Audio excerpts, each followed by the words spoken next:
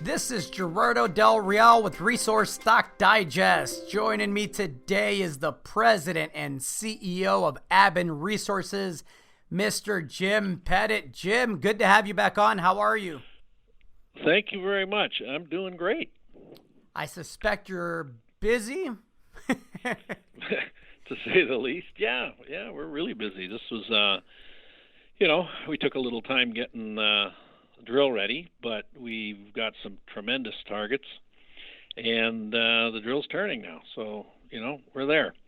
And, I would recommend if people go to the website and the news release, you can click on it and see a new map we've put up.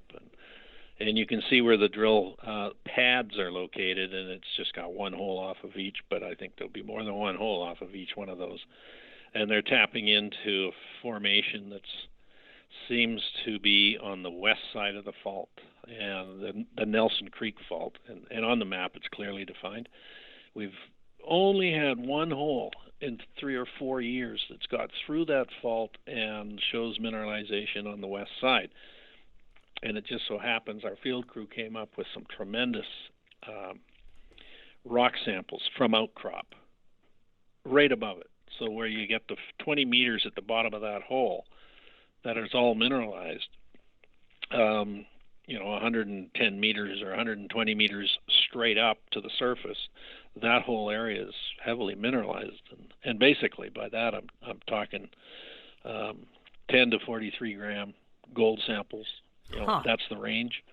29 to I think it's 46 gram silver and 1.3 to 4.6% copper. That's on surface. And then directly below it, we've got this downhole, this downhole mineralization that shows up, and it's so that to me tells me that you got to drill there, and that's how we found the north boundary high grade zone. It was from outcrop. We drilled under it, and that's where we came up with those tremendously high grades of 38.7 grams gold over 10 meters, and three other intersections in that one hole. That was really quite stellar. So we're onto something, and we've married the geophysics, like the MAG survey, with our existing drill logs, because we drilled 70 holes on the other side, on the east side of the Nelson Creek fault. These will be the first series of holes from the other side, from the west side, which was thought to be cut off. Well, to us now it's looking like it's displaced. So it's faulted, it's slip faulted. And what we are looking at, because we've got the core from last year, that one hole that got into that zone, it's the same. The alteration, mineralization looks like it could have come from the north boundary zone. So that's what we're kind of banking on right now. It makes you want to drill it. There's definite evidence. And just to provide some context, Jim, this is about 500 meters south of north boundary, correct? Yep. Which, hence the slip, the slip fault that we're talking about. Right. Because the one thing that we noticed as last year as we moved south from the north boundary zone on the east side of that fault is the alteration changed. The ore became lower, or the grades became lower grade, plus it became more polymetallic because all of a sudden you've got zinc and lead in there, as well as the gold, silver, copper. What we've got now on the west side, it's the same mineralization and alteration as the north boundary zone. So this is, and it's gold, silver, copper. And the alteration that changed was as you move south on that other side, on the east side of the fault, you start losing the potassic alteration, which tends to indicate a heat source. Right. So as you move, what we're looking at has the potassic alteration.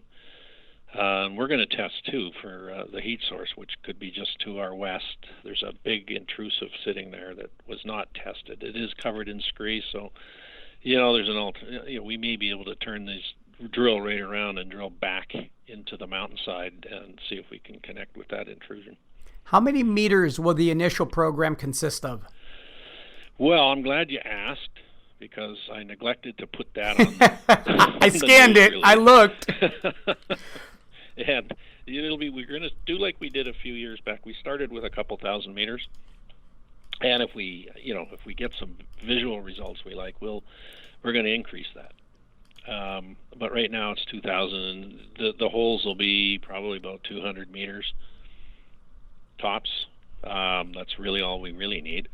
So we can get a handful. We got 4 drill pads to work off of right now. So, and there's a good probability that we would add.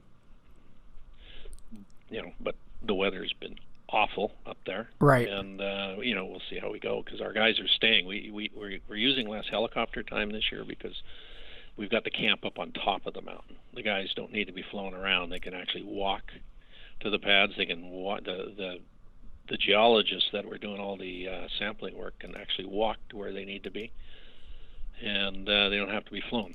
And at the end of the day, they don't have to be flown back down to the bottom of the valley where the trailer park was. Well, obviously, Jim, with everything that's gone on recently and in general, safety first. You and I talked off air a bit. An exciting program. Obviously, I have to believe that you're getting the phone calls with those type of sample numbers for frankly, to throw more money at you, right? Because if you hit, the market is rewarding drilling success, and it's doing so disproportionately sometimes. You have a real project here. You have a very good understanding of it. Obviously, the last 12 months has really helped refine the geologic understanding. How's the treasury look, and would you expand the program if you're successful early on? Oh, yeah, we would. We've got right now roughly $1.5 billion in the till. We've got some cost savings because we're not using the helicopter to get up and down every day, the crews, because they're up top. Right. That's a tremendous saving. The bottom line is we've got enough to do what we want to do. But I have been offered some more money, and I may take it because I'm pretty confident. Well, that's that's good to hear. That's what you want to hear. You're supposed to be confident. But again, you've done a lot of work to really refine the target, and I'm glad to see you have access. I'm excited to get assays. What does that look like time-wise? Well, that's going to be an issue like it has been the last few years, and possibly worse. I'm hearing up to 2 months right now, because there's people drilling not just in the Golden Triangle, all over northern BC. The Comess area, Tootagon. There's just all kinds going on everywhere, and the labs haven't made the comeback like the mining companies have, right? The exploration companies have. So we're still dealing with the one in Terrace. And they have an alternative one in Kamloops, which is, it's probably going to be the same as last year. Can be anywhere up to 2 months.